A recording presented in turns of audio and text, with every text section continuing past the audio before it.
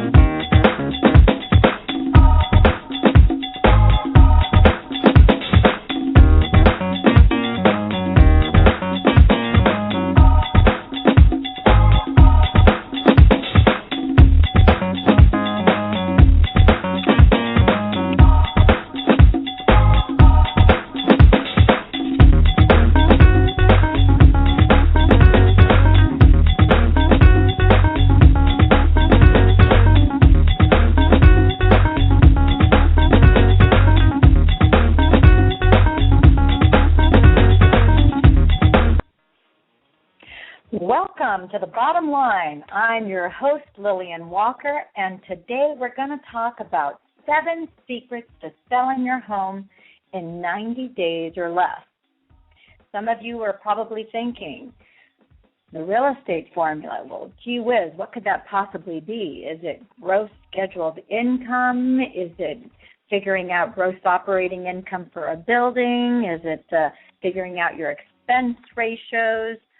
Perhaps it's figuring out how to calculate a gross rent multiplier on apartment units or return on investments, internal rates of return. Actually, all of these are real estate formulas, but that's not the one of the 7 secrets to selling your home in 90 days or less. The real estate formula that I'd like to talk to you about today is a real estate formula which only the top 1% of real estate professionals and experts in the country even use, know, or employ. And that real estate formula, I like to use the acronym PAW, P-A-W. So let's talk about P-A-W. The real estate formula is price plus access plus wages equal a sold home every single time in every single market, every single place. So let's break this down. So the first basic thing you need to have is price on a home. Now, historically, we've all heard in real estate that location, location, location is the most important thing when you sell a home, correct? So people say, yeah, the number one thing with real estate is LLL, location, location, location. Well, that's true if you're buying a home, but not if you're selling a home. If you're selling a home, the real estate formula is the 3 most important things that you need to know are the 3 factors that affect the marketability of a home, which are price, plus access, plus wages. If they're all balanced, it equals a sold home every single time. And so when it comes to the price of the home, in our market that we're experiencing today, the price of the home has to be adjusted at market level or just a little bit below. Because if your home or property is priced above by 3, 5, or more percent, then no one will take a look at that home because they're thinking that the asking price is out of whack and you're dealing with an unreasonable seller. So the number one thing to keep in mind is that you have to price your home at market value or a little below in order to get the attention of your prospective buyer, someone who might be interested in that home. And you have to keep in mind as well, you and your real estate professional are very well aware that over 82% of all buyers start their search for a home on the Internet.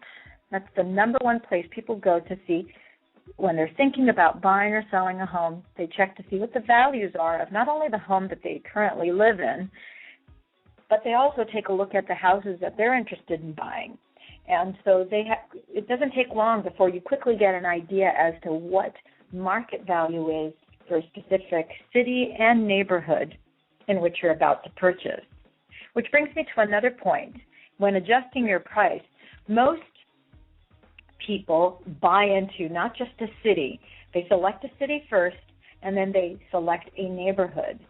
So when you're looking at certain neighborhoods, sometimes people will look at the north side, the south side, the east side, the west side of the city, or in Huntington Beach and in Newport Beach in particular, folks have certain communities. Either you want, there's different lifestyles that are available in the coastal communities.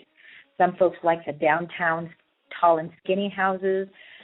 Others like more of your suburban country club type homes, which are located by the golf courses close to the beach. You've got your regular traditional tract homes as well. So there's different types of communities all within, let's say, the city of Huntington Beach and Newport Beach. So price is very, that's the first thing that will catch somebody's eye if they're, looking for a 3-bed, 2-bath, 2,500 square foot home. They'll put in a certain price range, and if your house is out of whack and it doesn't even fall into that price range, that house won't even come up in their search criteria because your pricing is off. So price, very, very important. You have to have the price of the home has to be right on mark or just a little bit under in order to get the attention, and you want to, engage people to come in and at the very least check out the house. So price. The second aspect of the real estate formula is going to be the access. So you can have a rock-bottom price on the home, but if you don't have good access to the home, then that's going to impede exposure to the property. So let's talk a little bit about access, because a lot of people are curious, well, what does access really have to do with the sale of the home? And the reality is that when your house goes on the market, you have to sell to one buyer before the close of escrow, quite naturally. However, we know from market research, and we know because people respond in predictable ways, that people inherently want what they can't have. So if I, as your broker that's representing you on the sale of your home, if I understand the real estate formula and I know about pricing your home competitively in the marketplace, when you're pricing your home, your house is competing with other homes that are of similar square footage and room count and price range. And so your house will either help sell other homes or the other homes will help sell your house. And marketing of a home has everything to do with exposure. We only need one buyer to close on the sale of the home. But I know that because people respond in predictable ways and because people inherently want what they can't have, if I can successfully attract two buyers at the same time for the purchase of your home, then those two buyers are going to compete to get that home, and I can naturally drive up the price of the home. And I'm more apt to get asking price for that house as opposed to if I only have one interested party in that home. So when it comes to access to the home, you want to make it so that you make it as easy as possible for not only the brokers and agents on the boards to get in, to access your home, to preview it, take a look at it, and bring prospective buyers in, but you want to make it as convenient as possible. Now, I'll touch upon the different aspects of the access to the home, but in today's market, one of the realities that sellers are faced with is that your home that's occupied by a family or by an individual is competing with bank foreclosures and investor properties. Investor properties are homes that have been purchased, have been rehabbed, remodeled, and made to look pristine, just like a model home, and are vacant homes. And then the third category are brand new homes that have never been lived in, that developers, have built and now have them on the market. One of the things that brand new homes and homes that have been remodeled and are basically houses that are being flipped by investors share in common is that these houses are vacant, as well as the foreclosed homes that are owned by banks. They're vacant homes. So there isn't a family that's living in there. So as far as the listing agent's concerned, the listing agent doesn't have to check to see if they're interrupting or inconveniencing a family that lives in this home. So that home will have a lockbox on the property, which is electronic in nature, and basically a real estate broker and or agent and their clients can go at any time from, let's say, 6, 7, 8 o'clock in the morning before folks go into work, and as late as 8, 9, 10 o'clock at night. depending on how that lockbox is timed or timed out.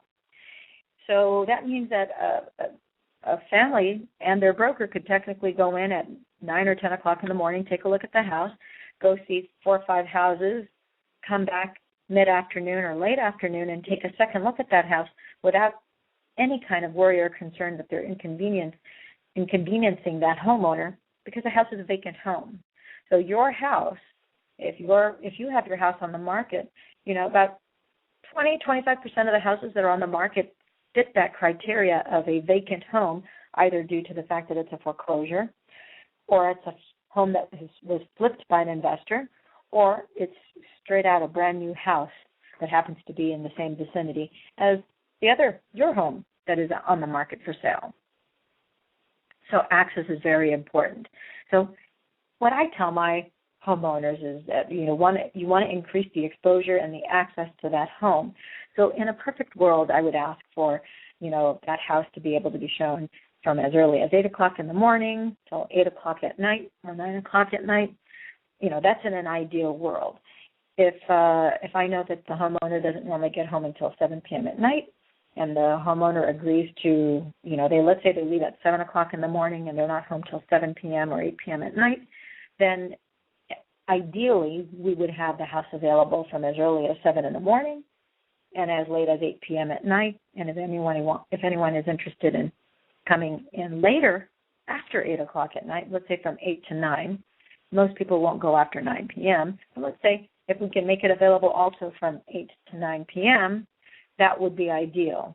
But at least, 8 a.m. to 8 p.m., that's covering the bulk of the day. And for the most part, most people are able to work with that kind of time frame to get in, to take a look at that house, and coordinate the schedule of husband and wife, or both partners and their broker, to get in there and see the home without having to combine the added difficulty of the homeowner and their spouse or partner as well.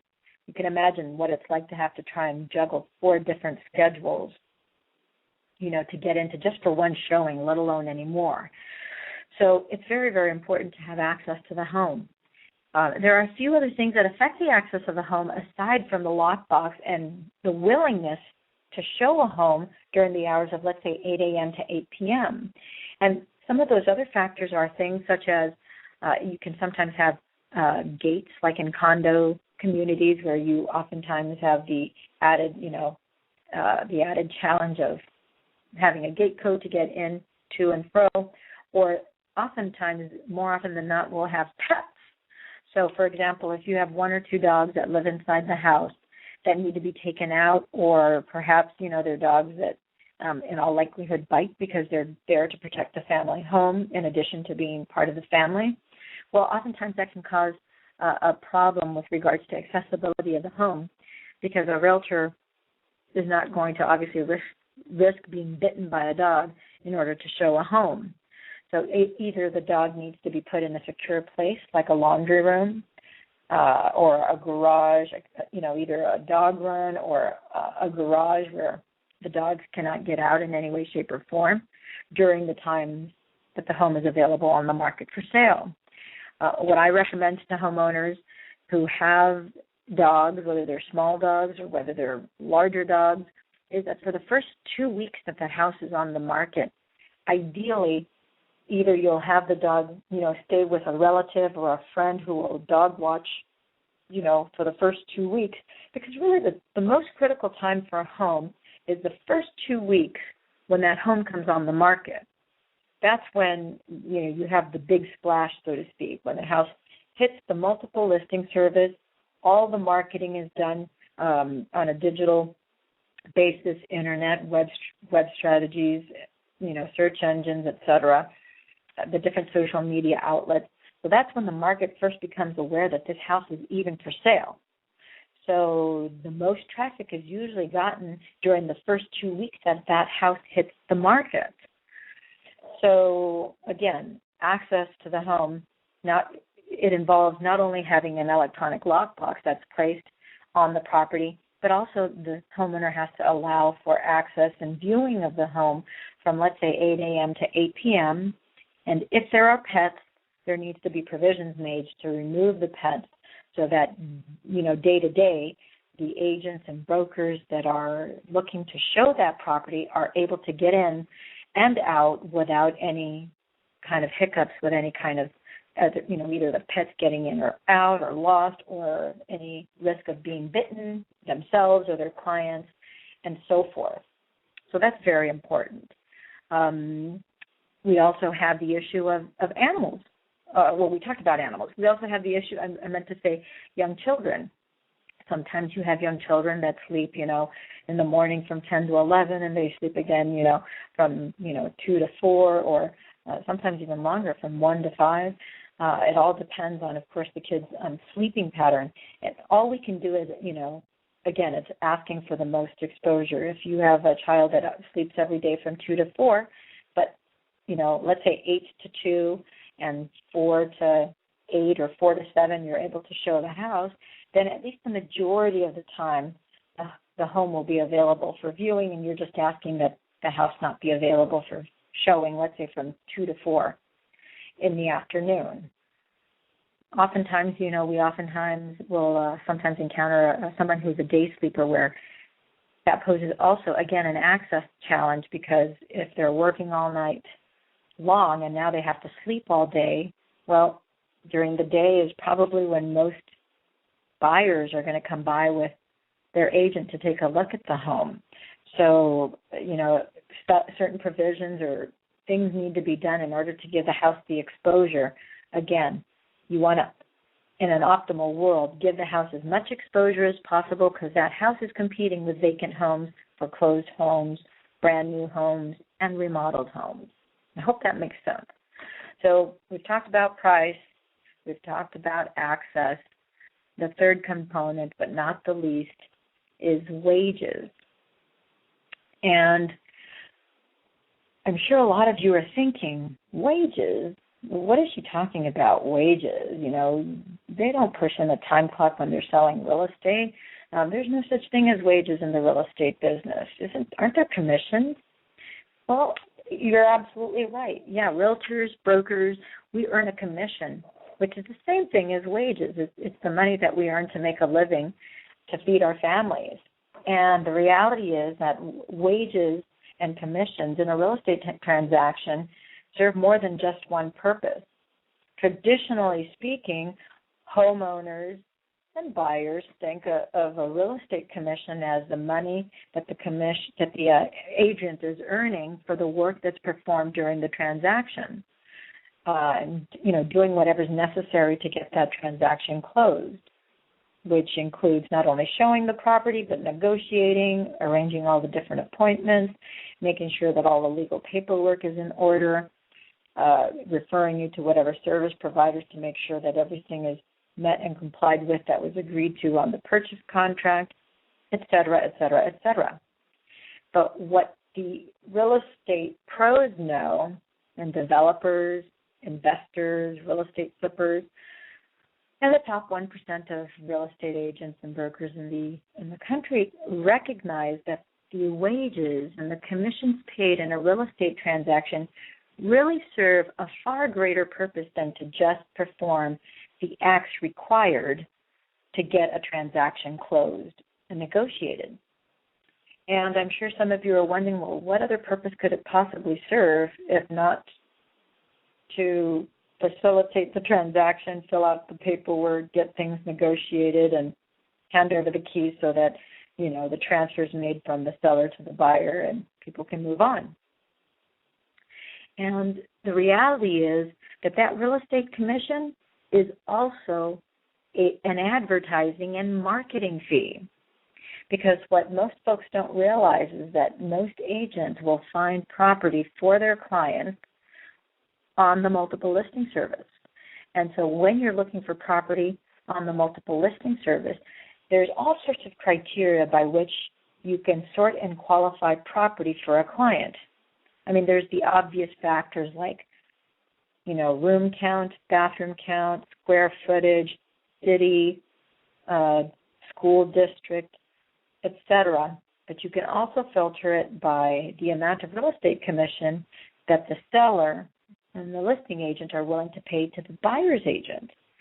So oftentimes you'll see on the MLS where real estate commissions are being offered for a buyer's agent of 2.5% to 1.5%. But much of the time, the real estate commission is 3%.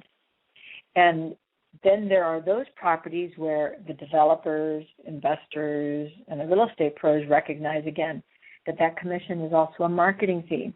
So when you have a boxy-looking 4 or a round-looking 5, on a C of 2.5% and 2% and 1.5% and 1%, well, that 4 and that 4.5% and 5 really pops off the page pretty obviously.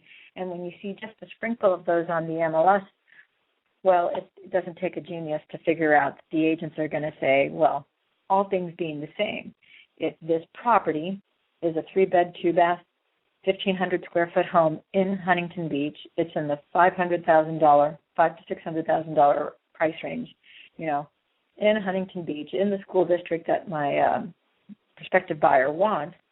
There's, let's say, 20 houses to be shown, and there's 2 of them that are offering a 4% commission, and everything else is showing at either 3 or 2.5. You better bet that agent is going to go show those 2 properties first, because everything else is what the client asked for. It only makes perfect sense to go work for 4.5% or 5% or 3.5% as opposed to 2.5%, 2% or 1%. That's just obvious common sense. But at that point, the real estate commission did exactly what it was supposed to do, and it was to grab the attention of that agent that was looking through the MLS for property for that particular homeowner. And again, one thing that we've seen throughout this, the change in the economy that we've had since 2006, there's been developers that have offered as much as 10% to a buyer's agent to bring a ready, willing, and able buyer to this brand new real estate development, because the developer recognizes that it is far cheaper for them to pay a 10% commission to a buyer's agent than it would be for them to take price cut after price cut after price cut. So another thing that you need to know as far as pricing is concerned is that when we adjust prices of homes, it's not supposed to be just some sort of arbitrary number that you just pull out of the air and say, gee whiz, 2,000 or 5,000 or 10,000, whatever number just seems to sound like a good number. No, there's a reason why there are certain numbers that are picked. And typically, if you look at a real estate appraisal, Fannie Mae and Freddie Mac have guidelines that appraisers have to adhere by in order for them to accept that appraisal report.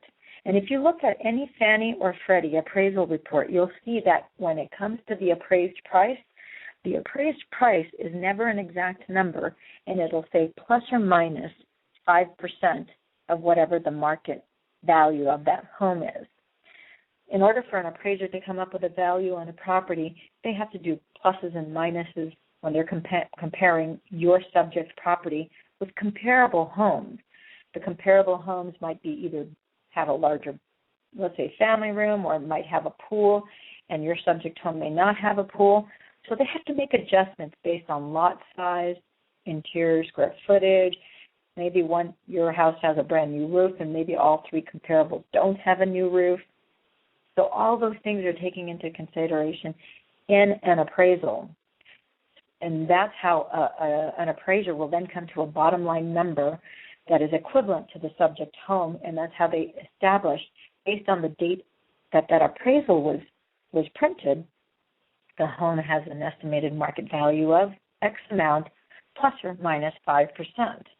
So Fannie Mae and Freddie Mac have already told the banks that we believe that this house has a margin of either 5% less than what the appraised value is or 5% more than what the appraised value is.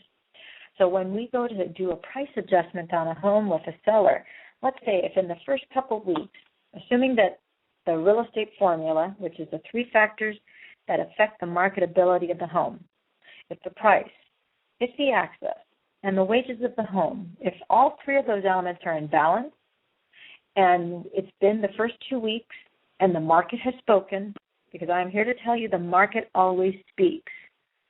every single time without fail. Whether we like or dislike what we're hearing or seeing, that's another story entirely together. But either, if your house is balanced with price, access, and wages, you're hitting the mark on all three. And generally speaking, the market will respond with phone calls, emails, text messages, and offers, of course, and the viewings of the home. If you get lots of calls, emails, text messages, but no showings, that tells me something different than if we have calls, text, emails, showings, and offers, or no offers. Whatever combination of that information will tell me, if after a couple of weeks, if I don't have an offer in my hand, that means it's time to do a price adjustment. And I always recommend doing a 5% down price adjustment. And some folks say, oh my gosh, a 5% price adjustment, that seems like a big amount. But once you hit the sweet spot of what your price is, then you won't just get one offer. What will automatically happen is that you'll get 2, 3, or more offers, and because they generally come in clusters, as soon as you hit that sweet spot, as soon as the buyers are aware that there are other buyers that are also about to place an offer or are in the process of sending an offer, when, again, people instinctively want what they can't have. So if you saw the home, let's say this Saturday, and perhaps because you saw the home that Saturday and you were aware, you actually got to see other buyers that came to see the home at the same time, and you decide with your agent that you're going to put an offer on this home. And so let's say on Sunday you call and you let the agent know we're going to be putting an offer. We're, gathering everything to send it to you. The agent now tells you, oh yeah, we have already received one offer, and we're receiving 2 other offers. Well, you know to believe them because you saw the other buyers. You saw your competition while you were previewing the home yourself. So automatically that increases the desirability of the home. And maybe before we were thinking of offering maybe 10% below asking price. Now if you want a chance at being able to buy that home, your only chance is to ask at asking price or perhaps a little bit above, because all the other buyers are thinking the exact same thing you are, depending on how much they really want this home. So automatically it drives up the value of the home. And I hope this makes sense to you because this is real world what we actually see. And again, real estate investors know this. The banks who are selling their foreclosed properties and their bank-owned properties, they know this. And professional real estate developers are very, very well aware of this. Again, the experts who sell a high volume of homes and the top 1% of realtors and brokers throughout the country who sell a good number of homes every year, we know this. We know that that's how the psychology of selling, the psychology of buyers, we understand that those mechanics are in place and that people always respond in predictable ways. Coast to coast, north to south, it happens every single time. So the wages, again, serve as not just a payment for the work and services performed, but it also serves as a marketing and an advertising fee. Price adjustments, again, we talked about how the 5%, why the number 5, why not a different number? It's all Fannie and Freddie driven because we know that that's what the banks accept. And just touching upon values, there's a few people that have to agree on the sales price of any given home. And the first one is you have to have a buyer that is willing to pay the price that you're asking for the home. And when a buyer says, okay, I'm interested in that home and I'm willing to pay X amount of dollars, the next 2 parties that need to agree with that suggested, offer price is a lender's appraiser has to be able to justify that value based on closed sales up until that date, verifying that there's market data to support that price that buyer is willing to pay.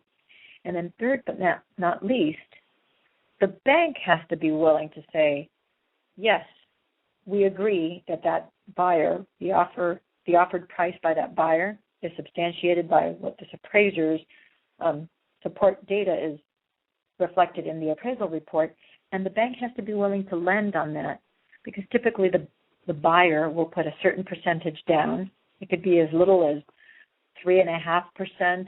It could be as high as 50 or 60 or 70%. If it's a veteran, it could be as little as 0%, which means that the bank is going to finance the entire sales price of the home.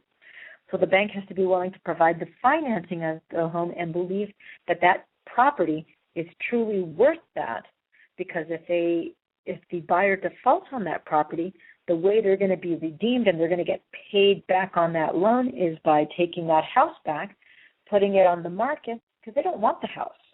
They want you to pay back your loan. They don't want the home. So in order to be made whole again, they put the house on the market after they foreclosed on it. Once it's liquidated and sold to somebody, to whoever the highest bidder is, then they get the cash back. That wipes out your loan, and they're back to lending that money out again. Banks are not in the business of owning real estate. They have no desire whatsoever. They're not set up to be holding real estate and to be renting and maintaining and managing real estate. They're in the business of selling money. Just like Sears can sell blue jeans, well, they sell loans. They sell mortgages. They want to have you buy a house and to give that and pledge that house as collateral for the loan that they're going to give you, and they just want that money to make X% return every year for them. And as long as you continue to make your mortgage payments day in, day out, consistently and persistently, then they make a certain yield on that money. And they're able to, with the profits that they receive from that, they're able to lend that money out again. So let's talk about a few other things having to do with the real estate formula. We talked about price plus access plus wages. As far as the price and access and wages are concerned, in the event that you have one of those three factors that affect the marketability of the home out of whack, the house is going to sit on the market. You can have a rock bottom price, but if you can't get into that house to see it, let's assume that the wages are fine, but you have an access problem that impedes you from taking a look at the home, then again, we're back to those basics where the exposure of the house is limited. As long as the exposure to that house is limited, it's going to be a little bit more hard pressing for that house to be sold. A family who is looking to put an offer on a home is less likely to put an offer on the home if they only get to see the outside and experience the outside of the home, as opposed to them being able to look, inspect, view, and check out the interior of that home. So again, could have a rock bottom price, but if there's no access to the home, the house is going to sit.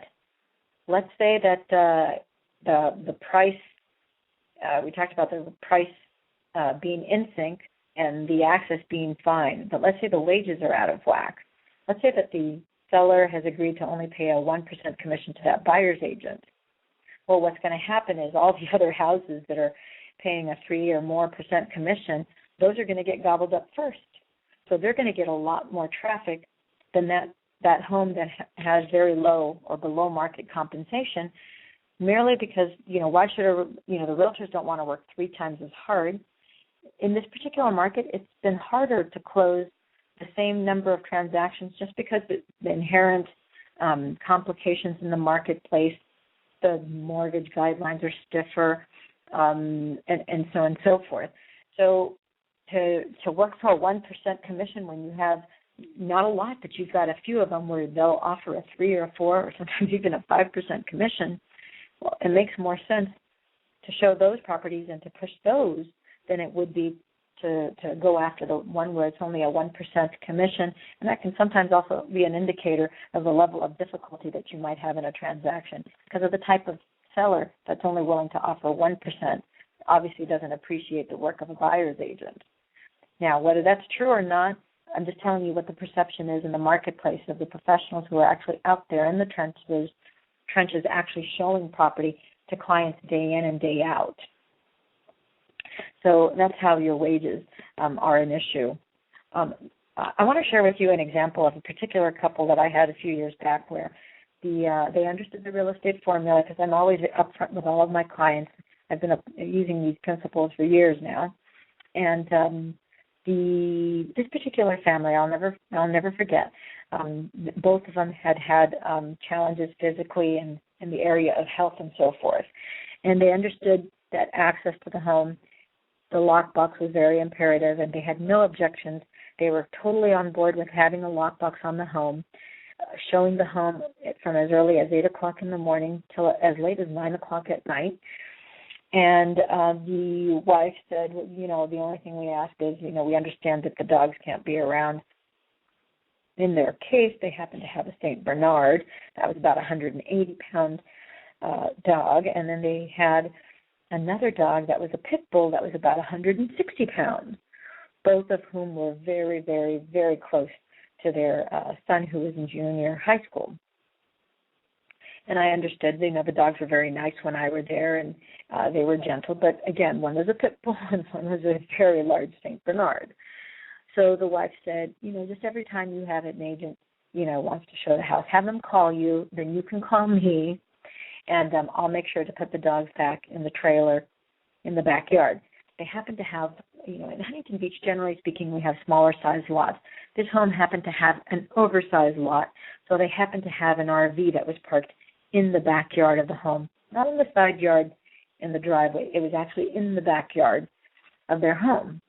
So at the beginning, this worked out okay, even though, it can be trying making that many phone calls and letting her know every time, that the dogs have to be moved. But inevitably what happened was something happened where she ended up in the hospital, and within the same 24-hour period that she ended up breaking her arm due to complications to an illness that she had. So she landed in the hospital. The same 24-hour period that she landed in the hospital, her husband was injured on the job, and he was hospitalized, literally unconscious in a coma in the hospital. So I couldn't get a hold of either of them. It ended up being weeks before I could actually reach anybody. But the first call I got was from one of the agents who I had spoken to her, had confirmed that she was going to put the dogs in the trailer. And then the first of a series of calls that I got was from a very traumatized, basically, realtor who said that she'd been scared to death. Her and her clients had shown up to the home. She went to put her key in the lockbox at the front door, and right next to the front door there was just a very thin screen between her and this ginormous pit bull, which the pit bull had a huge face. I don't argue that point at all. That's absolutely true. But she recognized that all the pit bull had to do was push the screen with its nose and it could jump through the window. And now, what a compromising and scary place for that agent and her clients. I can't imagine how frightened they must have been as well. So, needless to say, those folks ended up being in the hospital for almost a month. And unfortunately, for that particular family, that house did end up going back to the bank. It was foreclosed because we had a tremendous access problem. That house was priced right. That's why we were getting a good amount of promotion and a lot of activity on it. The wages that were offered to the buyer's agent were phenomenal. However, the access of the home was a real problem. Very few people got in to see the inside of the home because that home had the access issue of the dogs being an impediment, and because the dogs were an impediment, and because we did not have the ability to reach the homeowners and have someone move the dogs for over a month, that house ended up going to foreclosure, unfortunately. So, no one ever wants that to happen. And so as much as can be controlled, if you can work with your agent to have price at market value or a little below, have good access, you want the sweet spot 12 hours of the day, 8 a.m. to 8 p.m., and you also want to have decent compensation to the agents, at least a minimum of 3%, but I always recommend 4% or more. And I like to tell the agents, I tell them I just teasingly tell them, I go, did you notice that 4%, which of course they have noticed. And I said, that is for a full price offer, implying to them, 4% is you're getting 4%, where a lot of the other transactions you're only getting 3 or 2. This is 4. And I can't help but share with you another thing about agents that I've always found so amusing.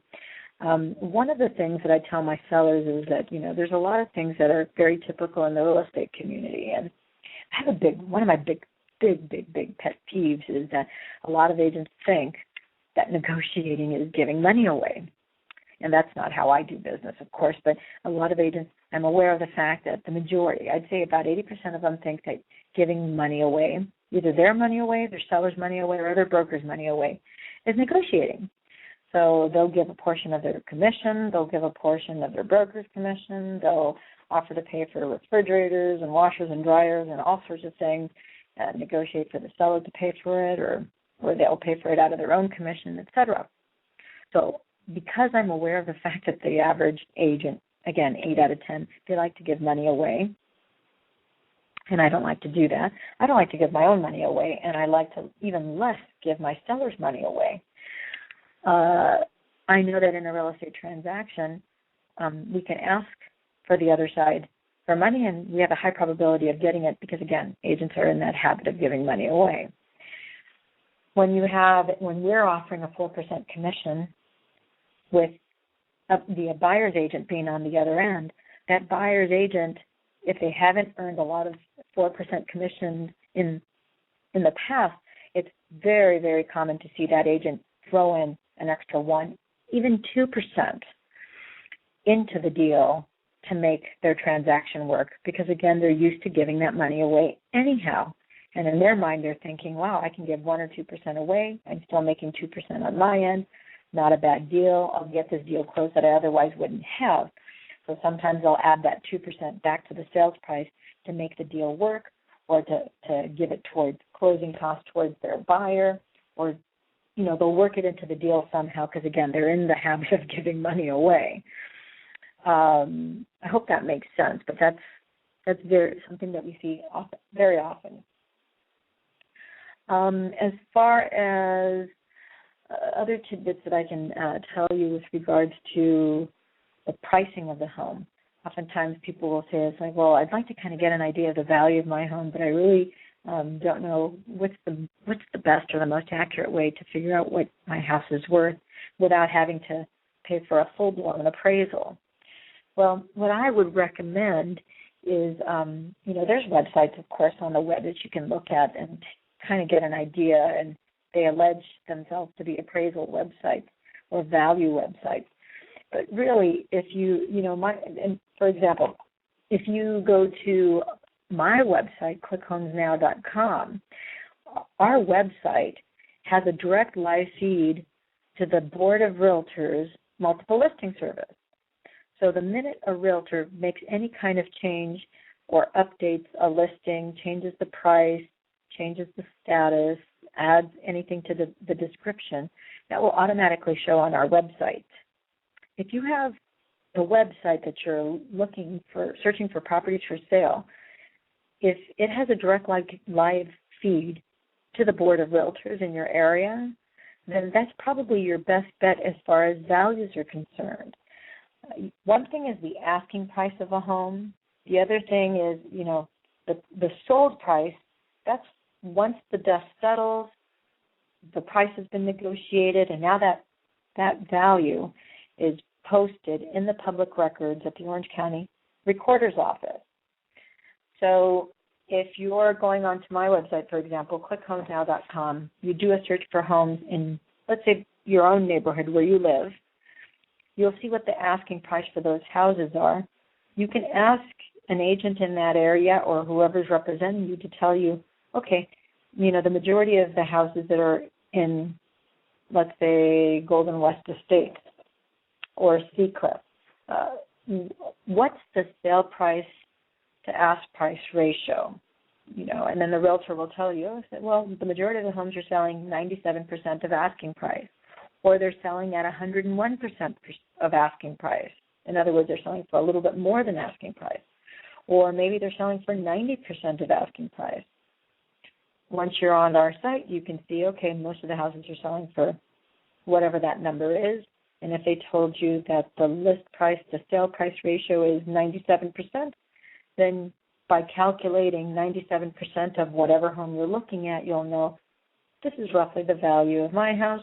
My house is comparable to Joe Schmo's, which is just down the street for sale. We have a similar bedroom count, similar square footage, similar lot size, similar improvements, similar aged home. And that can kind of begin to give you an idea, not an exact value, but at least you have a range of value as to what your home is worth. And as far as the banking regulations are concerned, Fannie Mae and Freddie Mac say that as long as a home is plus or minus 20% interior square footage comparable to your subject home, then that home is a good comparable to your home.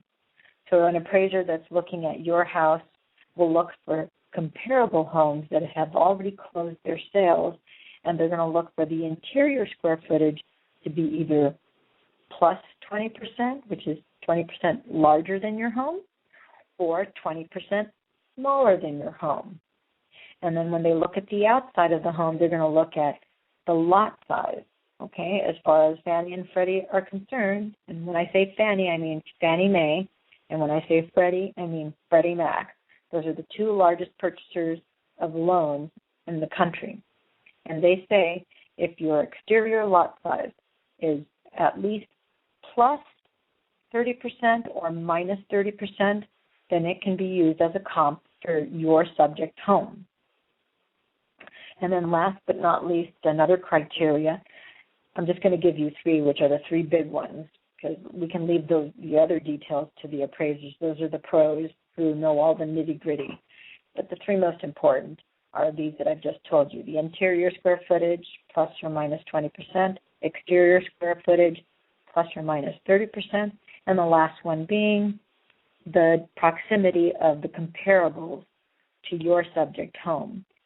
If there's another house in your neighborhood that's within a mile of your home, and you don't have to cross a major street in order to get to it, then an underwriter and a lender and an appraiser would all agree that that is a good comparable to your house. Anytime you cross a major street, you could be crossing over a major street and being in an entirely different neighborhood, which is why they don't usually allow for you to go over a major street. So those are the three top criteria that appraisers will look at.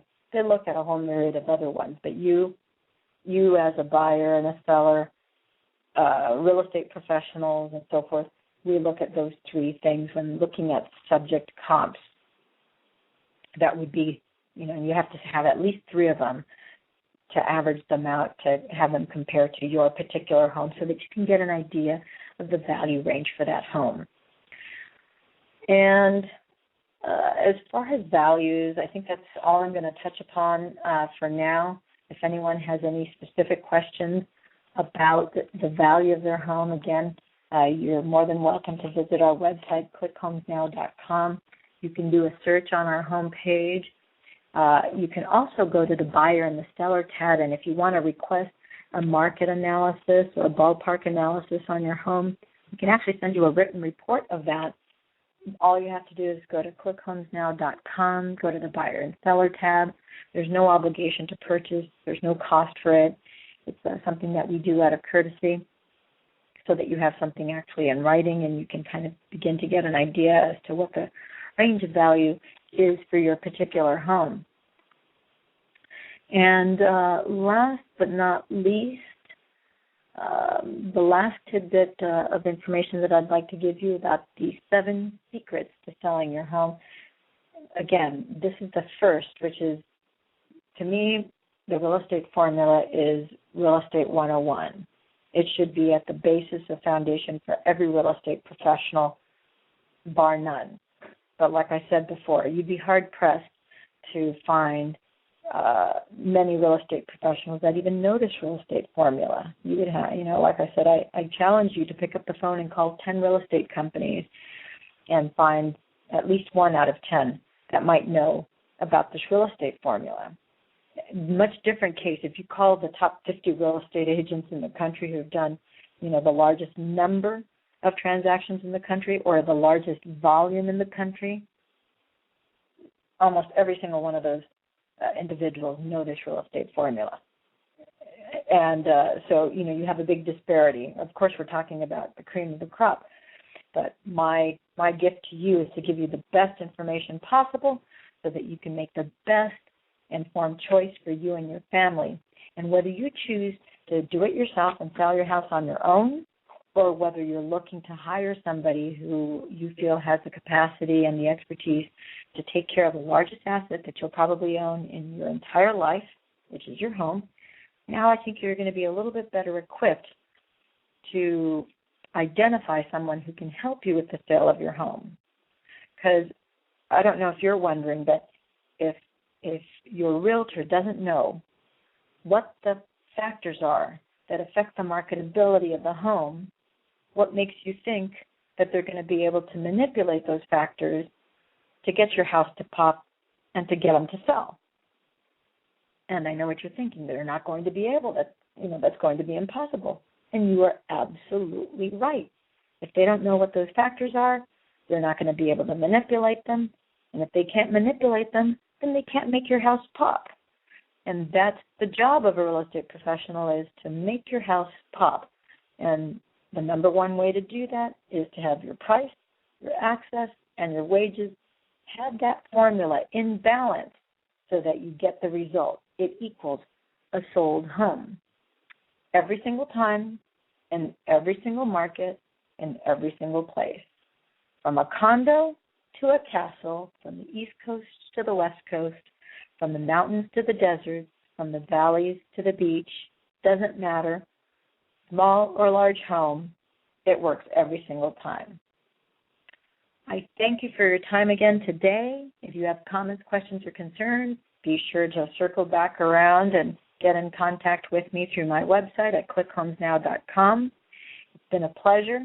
We'll be continuing next Monday at 11 with part 2 of this series. This is 1 of 7 weeks that we'll be discussing the 7 secrets to selling your home. We're concluding today with secret number 1, and I hope you join us next Monday for secret number 2. You're going to love, absolutely adore what you're going to hear, and we're going to unravel and let you take a peek as to what the big boys and the pros really use in order to get houses sold. I'm your host, Lillian Walker. Have a fantastic rest of this evening, and I look forward to seeing you either on the web or around here in Huntington Beach. Those are my grains of sand for you today. Join us next week at The Bottom Line.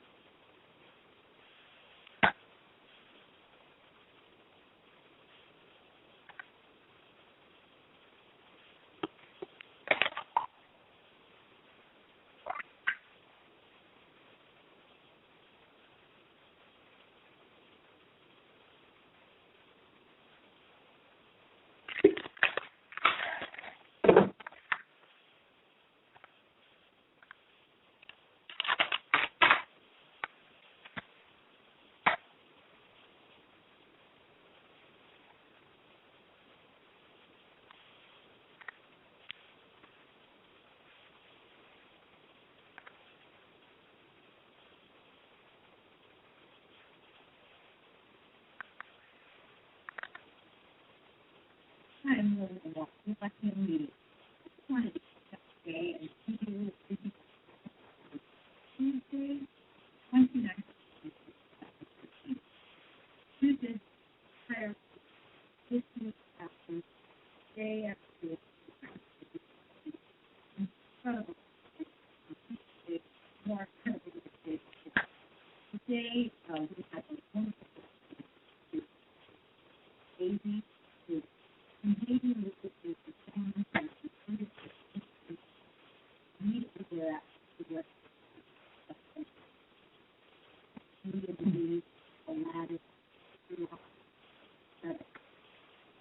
short,